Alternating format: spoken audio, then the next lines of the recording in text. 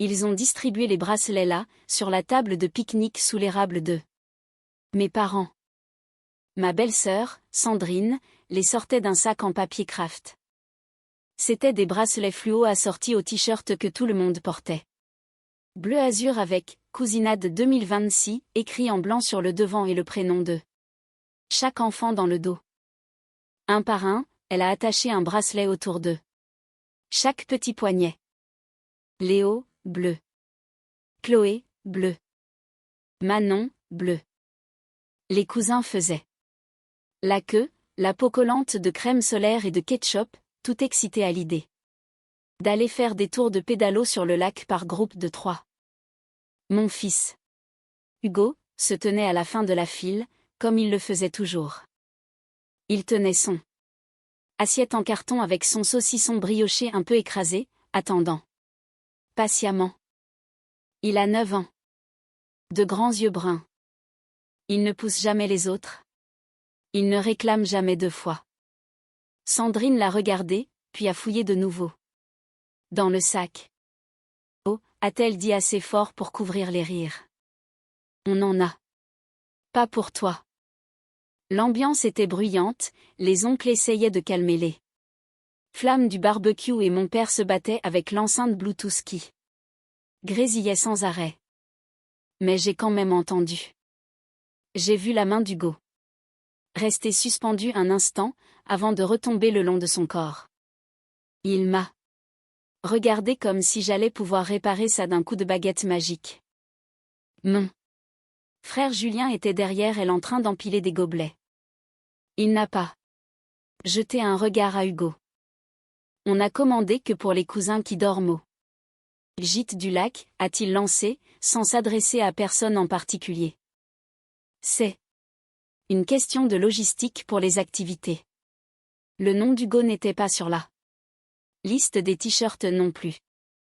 Ils avaient un t-shirt vierge en taille enfant qui traînait sur une chaise, sans rien dans le dos. Tu peux mettre celui-là si tu veux, a ajouté Sandrine, avec cette douceur mielleuse qui rend les choses encore pire. Quelqu'un a crié, photo de groupe, et tous les t-shirts bleus ont couru vers le téléphone de mon père posé sur un trépied. Julien nous a fait signe. On fait la famille proche d'abord, a-t-il dit en me lançant ce sourire crispé qui ne monte jamais jusqu'aux yeux. Attends une seconde. Isabelle. Je suis restée immobile. J'ai souri par réflexe, mais mes mains tremblaient autour de mon assiette. Mon morceau de pain est tombé dans l'herbe. Hugo ne s'est pas plaint. Il a glissé son assiette sous la table. Il regardait la séance photo comme s'il espérait pouvoir s'y faufiler discrètement. Ma mère lui a touché l'épaule, mais c'était pour le décaler hors du cadre avec son propre corps, comme si de rien n'était, comme on pousse une chaise gênante. J'ai senti ma gorge se nouer, ma poitrine brûler. Je n'ai rien dit sur le moment. Ne t'inquiète pas, ma pépier Sandrine. On en fera une avec tout le monde. Plus tard, peut-être après le bateau. Hugo a hoché la tête. Il est doué pour m'épargner les scènes gênantes. Il a pris le t-shirt vierge et l'a plié sur son bras comme s'il me rendait service. De son autre main, il a cherché mes doigts. J'ai serré fort. J'ai prétendu ne pas voir les bracelets en plastique qui jonchaient l'herbe à mes pieds comme des détritus. Je m'appelle Isabelle. J'ai 39 ans. J'habite à Lyon. Je dirige un petit cabinet d'expertise comptable, installé dans un local juste au-dessus d'un café branché. Je suis divorcée. J'ai adopté Hugo quand il avait 3 ans, c'était d'abord le fils d'une de mes clientes que j'avais accueillie en urgence. Puis il y a eu les papiers, les audiences, son petit sac à dos sur ma chaise de bureau. Et puis il a été à moi. Définitivement. Ma famille vient d'un petit village à 1 heure d'ici, un endroit où tout le monde se connaît et sait qui a repeint ses volets. Mes parents vivent toujours dans la maison de lotissement où j'ai grandi. Mon frère Julien habite à 10 minutes d'eux dans une maison moderne avec une balançoire et une plancha sur la terrasse. Il s'est marié jeune, 3 enfants en 5 ans. Ma sœur Chloé vit à l'autre bout de la France et observe tout ça de loin, les mains levées comme un arbitre qui ne veut pas se mouiller. J'ai toujours été là. Responsable. Les chiffres, ça me parle. Les plannings, les factures, les échéances. C'est moi qui ai mis en place les prélèvements automatiques pour mes parents. Quand mon père a oublié de payer la taxe foncière 2 années de suite, j'ai payé discrètement l'amende de 1200 € et les arriérés de 2500 €, puis j'ai fait changer l'adresse d'envoi pour que les avis arrivent directement à mon cabinet. Quand la chaudière de Julien a lâché en plein mois de novembre alors qu'ils avaient tous la grippe, il m'a appelé en pleurant à minuit. J'ai mis les 3800 € de réparation sur ma carte et je n'en ai plus parlé. On avait un groupe WhatsApp intitulé « Famille Morel ». C'est moi qui payais le stockage iCloud partagé, l'abonnement Spotify Famille que tout le monde utilisait sans y penser, l'accès à la piscine municipale pour l'été. J'avais mis en place un virement hebdomadaire de 200 € sur le compte de ma mère, libellé, course, il y a 3 ans quand les heures de mon père ont été réduites. Le virement tombait toujours chaque vendredi à 9 h du matin.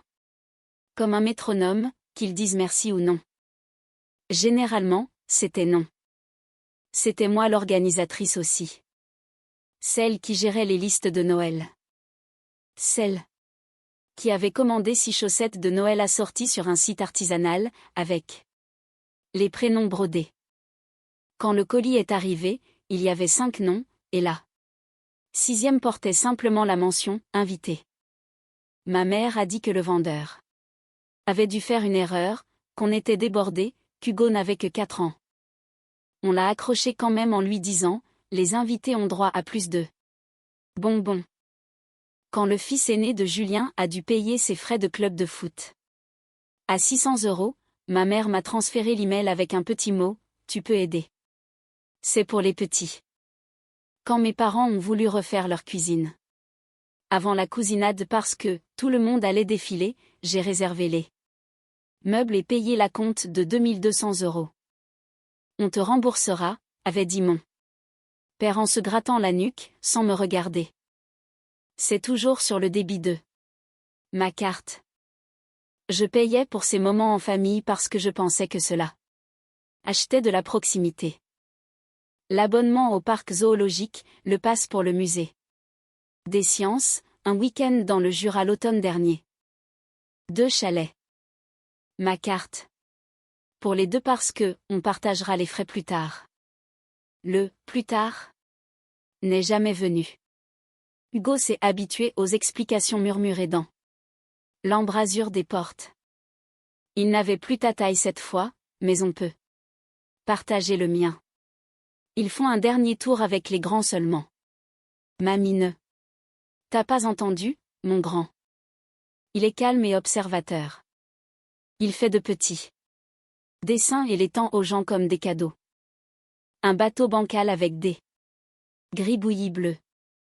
Une maison de travers avec une fumée qui ressemble à des boules de coton. Il sourit et les pose. Et bizarrement, au moment de ranger, ses dessins finissent toujours près de la poubelle. J'ai commencé à les récupérer quand personne ne regardait. Quand je l'ai adopté, mes parents ont dit toutes les bonnes phrases à voix haute, il est des nôtres maintenant. Le sang ne fait pas la famille. Il le disait, puis se retournait et faisait ces petites choses qui racontaient une autre histoire. Ma mère le présentant à la paroisse comme le petit protégé d'Isabelle. Mon père l'oubliant dans un SMS. Groupé sur ses petits-enfants, prétextant avoir perdu les numéros. Julien. Postant une photo des cousins sur Facebook et recadrant Hugo parce que le cadrage était bizarre. Ce n'était jamais méchant sur le papier. C'était toujours à la limite du déniable. Je me disais qu'ils allaient s'adapter. Je me disais que l'amour était un muscle, qu'en l'utilisant, il grandirait. Je me disais qu'en injectant de l'argent dans les calendriers de groupe, les repas partagés et les t-shirts assortis, il leur serait plus facile de nous inclure. Je me suis raconté beaucoup de choses parce que j'avais besoin de croire que ça changerait. Cette année, il voulait une grande réunion au lac, louer la salle de réception du domaine départemental avec une terrasse donnant sur l'eau. C'était un gros projet. 50 personnes, un photographe professionnel, un buffet de traiteur, un DJ parce que mon père adore les lacs du Connemara. La salle coûtait 7 400 € pour le week-end. Il fallait un garant. Le contrat devait être au nom d'une seule personne avec une seule carte. Tout le monde était censé rembourser sa part. Julien me l'a demandé parce que je gérais bien les formulaires. J'ai mis le contrat à mon nom. J'ai signé. J'ai scindé la facture dans mon logiciel de comptabilité et j'ai fait un plan avec des codes couleurs pour savoir quand les chèques de chacun devaient arriver. On a eu une réunion autour de la table de mes parents, avec cette nappe en plastique qui colle au avant-bras quand il fait humide. On a parlé du nombre de personnes, du planning, du bateau, de la liste des photos demandées aux photographes. La famille proche. D'abord, a dit Julien en tapotant la feuille avec son stylo, puis le grand groupe. Hugo suivait les motifs de la nappe du bout du doigt en fredonnant. Ma mère a posé un bol de fraises et a dit à la cantonade, assurez-vous qu'on en est une des 5 originaux. Je croyais qu'on était 6, ai-je dit, pour tester le terrain. Non, les 5 originaux, a-t-elle répondu en riant, comme si c'était moi qui ne comprenais pas la plaisanterie. Tu sais, comme avant. Ils me punissaient d'avoir adopté Hugo sans leur permission, depuis le début. Ils vous diront que ce n'est pas ça. Ils vous diront que c'est une question de planning, d'espace ou d'affinité entre les enfants. Mais je suis comptable. Je passe ma vie à repérer des schémas. Alors quand Hugo s'est retrouvé dans le jardin de mes parents sans bracelet et avec un t-shirt blanc, ce n'était pas une question de caoutchouc ou de coton. C'était le résumé de chaque virement, de chaque acompte, de chaque fois où j'avais payé ma place dans un cadre qui nous excluait encore. 2 semaines après l'épisode des bracelets, un mercredi, mon téléphone a vibré alors qu'Hugo construisait une voiture en Lego sur le tapis du salon. Les pâtes bouillaient sur la cuisinière. Il était 18h21. J'ai essuyé mes mains sur un torchon et j'ai retourné mon téléphone. Le nom de mon frère. Un message. Bulle après bulle, car il écrivait depuis un moment. Ton fils ne peut pas venir à la cousinade. Mes enfants ne l'aiment pas trop, a-t-il écrit. Il les met mal à l'aise. Il n'est pas facile. On essaie de rendre ça sympa pour tout le monde. J'ai lu le message 2 fois parce que mon cerveau a bloqué sur le mot « ton ». Ton fils. Comme si j'avais ramené un animal errant auquel il était allergique. Il a enchaîné avec « On pourra se faire une journée à part. Juste avec toi, maman et papa. Mais ce week-end est réservé aux cousins qui ont grandi ensemble. N'en fais pas un plat. Ma gorge s'est serrée comme à la table de pique-nique.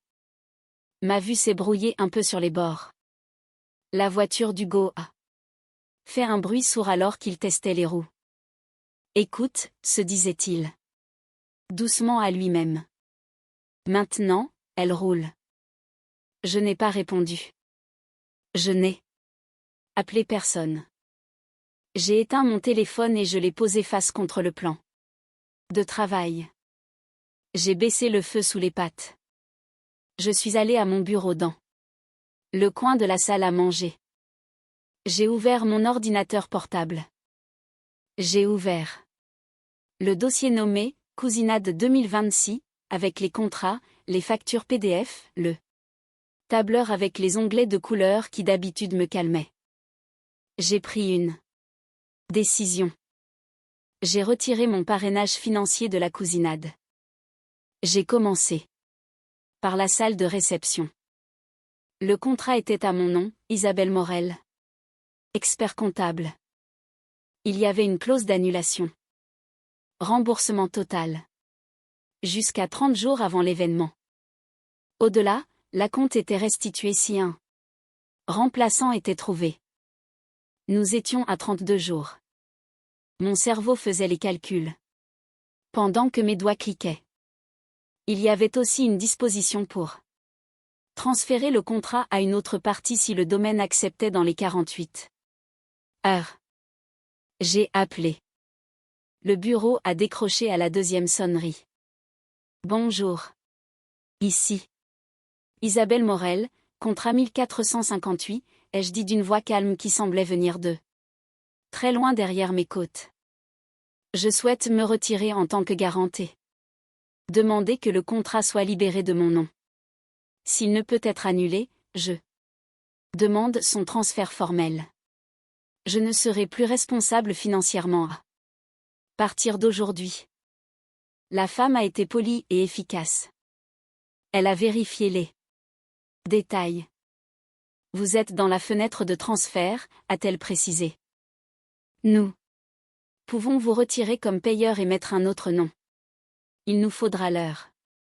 Coordonnées bancaires d'ici vendredi soir. Si ce n'est pas fait, la réservation sera annulée et la salle remise en location. Parfait, ai-je répondu. Veuillez supprimer ma carte maintenant et envoyer le formulaire de transfert à cette adresse email.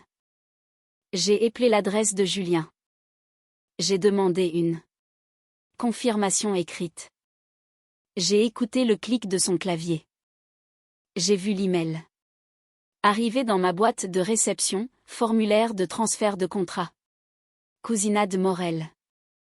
Je l'ai transféré à Julien et à ma mère sans aucun commentaire.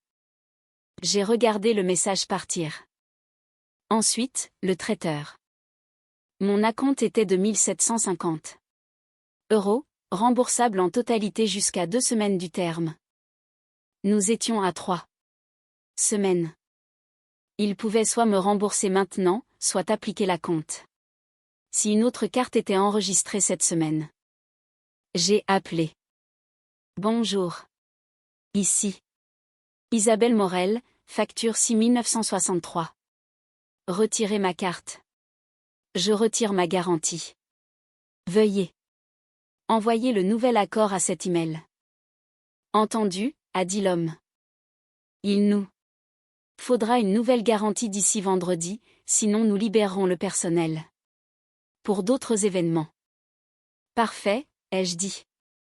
Il a envoyé la facture mise à jour avec une bannière rouge géante, paiement requis. Je l'ai transféré sur le fil de discussion familiale. Toujours sans commentaire. La photographe était une femme nommée Clara qui faisait des mariages le week-end et des séances de famille le soir. Je lui avais versé 500 € de provision. C'était non remboursable mais transférable. Je lui ai envoyé un SMS. Bonjour Clara, c'est Isabelle Morel. Veuillez me retirer comme contact et envoyer un nouveau contrat à cet email s'il souhaite continuer. Je ne serai plus l'interlocutrice ni la payeuse. C'est noté, a-t-elle répondu en moins d'une minute. Puis elle a ajouté, je suis désolée. J'espère que tout va bien. Tout va bien se passer, ai-je tapé. Et je le pensais. Je me suis connecté à ma banque et j'ai vu les lignes de débit s'aligner comme de petites accusations, 7400 € pour la salle, 1750 € d'acompte traiteur, 500 € pour la photo. J'ai fait des captures d'écran des confirmations prouvant que j'étais hors de cause si personne ne prenait la suite. J'ai créé un dossier intitulé « Cousinade libérée ». Cela a pris 18 minutes. J'ai vérifié l'heure. 18h39. Les pâtes d'Hugo bouillaient doucement. Il m'a demandé s'il pouvait rajouter du parmesan. J'ai dit oui. À 18h47, mon téléphone s'est allumé comme si j'avais donné un coup de pied dans un nid de frelons. Julien appelait. La sonnerie résonnait dans mes oreilles. Je l'ai laissé tomber sur la messagerie. Il a rappelé. J'ai décroché à la troisième fois parce que je suis encore, malheureusement, moi-même. Qu'est-ce que tu as fait? A-t-il hurlé sans dire bonjour. Sa voix était trop forte pour ma petite cuisine. Qu'est-ce que tu as fait, Isabelle? Le domaine vient de m'envoyer un mail. Le traiteur aussi. Clara aussi. Tu es sérieuse là? J'ai retiré mon soutien financier, ai-je dit d'une voix posée. Les contrats étaient à mon nom. Je ne paie pas pour un événement familial où mon fils n'est pas le bienvenu. Il a bafouillé comme une poêle oubliée sur le feu. Tu es mélodramatique. Je suis claire, ai-je répondu. Si Hugo n'est pas inclus en tant que cousin, mon argent n'est pas inclus en tant que cousin. Tu ne peux pas faire ça à 2 semaines de l'échéance, a-t-il dit. On comptait sur toi. Tu peux tout transférer d'ici vendredi si tu veux, ai-je dit. Tous les liens sont dans ta boîte mail. Tu nous punis tous parce qu'Hugo est. Il s'est arrêté, mais pas assez tôt. Parce qu'Hugo est quoi? Ai-je demandé. Ma voix n'était pas tendre. Elle était plate. Parce qu'il ne s'entend pas avec tout le monde, a-t-il dit en reculant. Tu sais comment il est. Je sais, ai-je dit. Il a 9 ans. Il est poli. Il fait des dessins. Pour des gens qui les jettent à la poubelle. Il a ricané. C'est de la vengeance. C'est une limite, ai-je dit. Je ne suis pas votre banque de secours. Il a raccroché. Ou c'est moi qui l'ai fait, ça n'a pas d'importance. J'ai éteint la cuisinière. J'ai beurré des tartines. J'ai râpé plus de fromage que raisonnable. J'ai apporté les bols sur la table basse. Hugo rayonnait comme s'il avait réussi un mauvais coup. On a regardé une émission sur la construction de cabanes dans les arbres. La lumière déclinante de l'été dessinait une rayure sur le tapis. Mon téléphone vibrait à l'autre bout de la pièce, face contre terre. Je l'ai laissé faire. Vendredi est arrivé vite. Entre mercredi soir et ce moment-là, mon téléphone n'a jamais cessé. Pendant que je dormais, le chat familial a explosé. Isabelle, on peut discuter? Puis, appelle-moi s'il te plaît, puis, c'est plus important qu'une histoire de gamin. Julien a écrit des paragraphes sur la façon dont j'avais tout ramené à Hugo et saboté un projet. Pour toute la famille. Mon père a ajouté un emoji, pouce vers le bas. Ma sœur Chloé m'a envoyé un message privé, fière de toi. Bois de l'eau. Jeudi soir. On a frappé à la porte. J'ai vu mes parents à travers la vitre. Ma mère tenait un plat à gratin, parce que dans notre famille, les conflits se gèrent avec la nourriture. Hugo était dans le bain. J'ai ouvert la porte à moitié. Ma chérie, a dit maman, ça va trop fort. Ça ne va pas assez loin, a grommelé mon père. Je ne peux pas financer une famille dont mon fils ne fait pas partie, ai-je dit. Bien sûr qu'il fait partie de la famille, a dit maman, les yeux larmoyants. On l'aime depuis. Vous l'aimez comme un visiteur, ai-je coupé. Comme un invité permanent. Ce n'est pas juste. A-t-elle dit. D'accord, ai-je répondu. Alors dis à Julien que son message était inacceptable. Dis-lui qu'Hugo est le bienvenu. La mâchoire de mon père s'est contractée. Vous les filles, toujours avec vos ultimatums. Papa. C'est une question d'argent. Le mien, ai-je dit. L'acompte était à mon nom. Je me suis retiré. Vous avez 2 jours pour le mettre au vôtre si cela vous tient tant à cœur. Ma mère a dégluti. On va s'arranger. Pense juste aux enfants. Je le fais, ai-je dit. Je pense aux miens. Ils ont laissé le gratin quand même. Je l'ai mis au frigo et j'ai repris ma vie. Julien a continué d'appeler. Il a laissé un message vocal qui a fini en cri. Puis il a envoyé des captures d'écran du traiteur avec les bannières rouges. Les grands-parents prennent le train. Manon pleure. Et puis celle qu'il n'a même pas essayé d'adoucir, tu laisses ton gosse adopter tout gâché. Pas d'excuses. Je n'ai pas répondu. Mode ne pas déranger. Vendredi à 16h56, Julien a envoyé un selfie. Depuis le bureau du domaine. Mon père était derrière lui, l'air rigide. On s'en est occupé, a écrit Julien. Garde ton argent. Ne viens pas. D'accord, ai-je répondu. Alors on ne viendra pas. Ma mère a appelé ce soir-là. On prendra des photos et on te les enverra, a-t-elle dit, pour qu'Hugo ne se sente pas exclu. S'il te plaît, ne fais pas ça, ai-je dit. Il n'a pas besoin de photos d'une fête où il n'est pas autorisé à aller. Tu es dramatique, a-t-elle répété. Je suis une mère, ai-je dit. Le genre. Qui sait dire non. Tout le monde ne s'est pas ligué contre nous. Ma cousine Maya m'a envoyé un message pour dire que ce que Julien avait fait était dégueulasse. Je lui ai dit, on passera vous voir dimanche.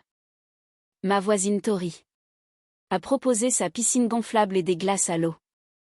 Chloé a appelé et a dit. Tu veux que je vienne en avion juste pour rester derrière toi avec un air méchant. J'ai ri pour la première fois de la semaine. Samedi matin, le groupe de discussion a été inondé de photos du lac. Je l'ai mis en sourdiner. J'ai posé mon téléphone dans un bol mélangeur au-dessus du frigo. Hugo est entré dans la cuisine avec son t-shirt de la NASA. C'est aujourd'hui, a-t-il demandé. C'est aujourd'hui, ai-je dit. Notre cousinade à nous. 2 personnes. Peut-être quelques invités. On a installé une table de jardin derrière la maison. Hugo a fait des marque-places, maman, Hugo, et 2 autres, mamie et papy. Je les ai posés sur des chaises vides malgré tout. On a fait griller des saucisses. Maya est venue avec son petit. Tori a apporté la piscine gonflable. De l'eau partout. Des glaces. Une joie normale.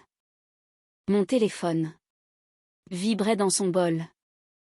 Je n'ai pas bougé. Hugo s'est penché en arrière, fredonnant, l'air content. Ce son est venu se loger exactement là où l'angoisse habitait autrefois. Après l'avoir couché, j'ai ouvert mon ordinateur et j'ai annulé le virement automatique de 200 € par semaine pour mes parents. L'écran a demandé, êtes-vous sûr? J'ai cliqué sur oui. Dimanche, alors que la grande famille était encore au lac, Hugo et moi sommes allés au musée des sciences. J'ai acheté un pass annuel avec seulement nos noms. Ils ont imprimé 2 cartes avec notre nom de famille, le sien et le mien. Hugo courait d'une exposition à l'autre, me prenant la main entre 2 étages. Personne ne l'a décalé pour le sortir du cadre. Personne ne lui a dit qu'il n'était pas sur une liste. Ce soir-là, il a tapoté son dessin du lac sur le frigo et a dit, notre famille est bien. Elle l'est, lui ai-je dit. Je n'ai pas été une héroïne de film. Je n'ai rien brûlé. J'ai simplement déplacé mon argent et mon attention là où mon enfant est le bienvenu. Je ne financerai pas une famille dont mon Enfant ne fait pas partie. L'appartenance n'est pas quelque chose que l'on peut acheter. Aucun acompte versé, aucune réparation prise en charge, aucune vacance financée ne fabriquera une inclusion authentique. Cela ne fait que masquer son absence. Lorsque vous financez systématiquement des personnes qui vous excluent. Systématiquement, vous n'achetez pas de la proximité. Vous louez l'illusion de celle-ci. Les vraies limites ne sont pas des explosions émotionnelles. C'est le fait de retirer tranquillement ce que vous n'avez jamais été obligé de donner en premier lieu. Et voici ce que la plupart des gens oublient, le retrait n'est pas une punition. C'est de la clarté. Au moment où vous cessez de subventionner le dysfonctionnement, vous voyez enfin qui vous estimait pour vous-même et qui vous estimait pour votre utilité. Les enfants absorbent tout ce que les adultes prétendent ne pas voir. Les protéger n'est pas un drame. C'est le travail d'un parent. La plus petite table, si elle est honnête, battra toujours la plus grande table si elle n'est qu'une mise en scène.